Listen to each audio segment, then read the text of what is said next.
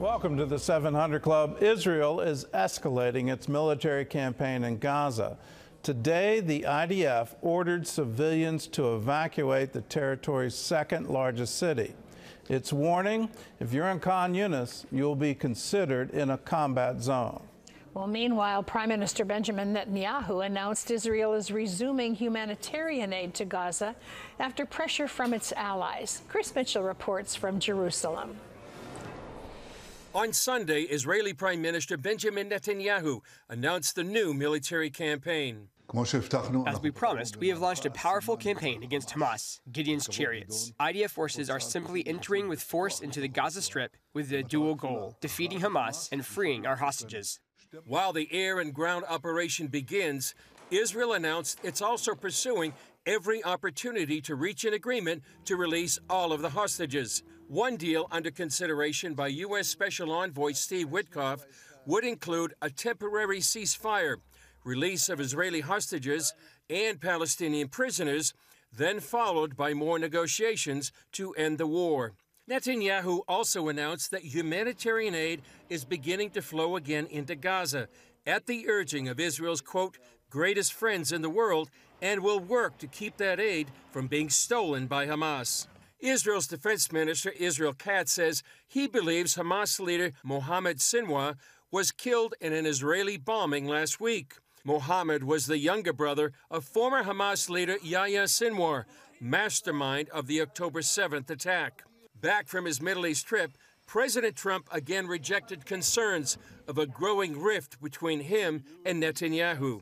He told Fox News that Netanyahu is angry and has every right to be so after the brutal atrocities Hamas committed in Israel on October 7th.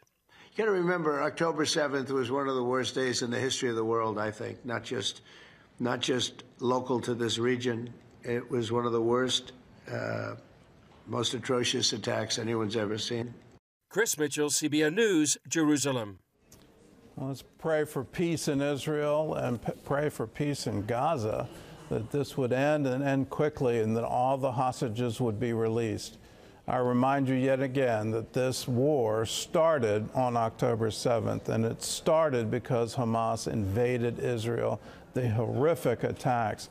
The only reason it's continuing is that Hamas is continuing to attack, continuing to hold hostages, and refuses to lay down their weapons and surrender. That is what it needs to do in order to have peace. Israel can't be expected to stop this war as long as those hostages are still being held in tunnels. Well, in other news, former President Joe Biden has prostate cancer. Ephraim Graham has that story and more from the CBN Newsroom. Ephraim?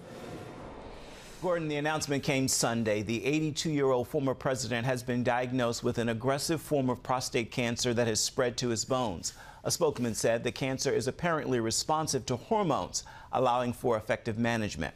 The family is exploring treatment options. President Donald Trump posted he and his wife Melania are saddened by the news and send our warmest and best wishes to Jill and the family. Former President Barack Obama noted Biden's support for cancer research and said he is certain his former vice president will, quote, fight this challenge with his trademark resolve and grace. Residents in Kentucky, Missouri, and Virginia are cleaning up from deadly storms and tornadoes that killed at least 28 people.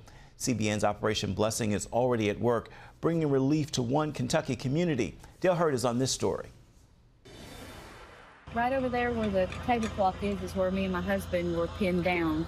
Edwina Wilson and her husband took cover in a hallway as a tornado barreled toward their home in London, Kentucky. Now she searches for belongings in what was once her home. I finally found some shoes. Wilson says she's just thankful to God to be alive.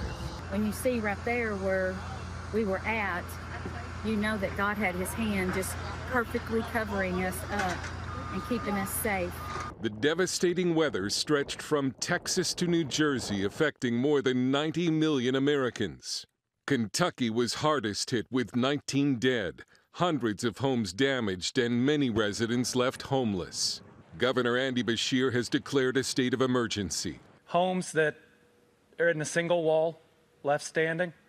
Some homes that have all four walls yet lost the person inside.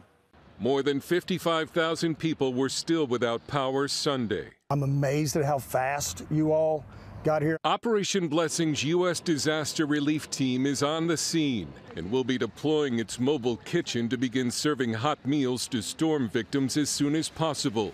On Sunday, an Operation Blessing truck pulled up to First Christian Church of Somerset, Kentucky, filled with buckets of cleaning supplies and boxes of food that will be distributed to the community.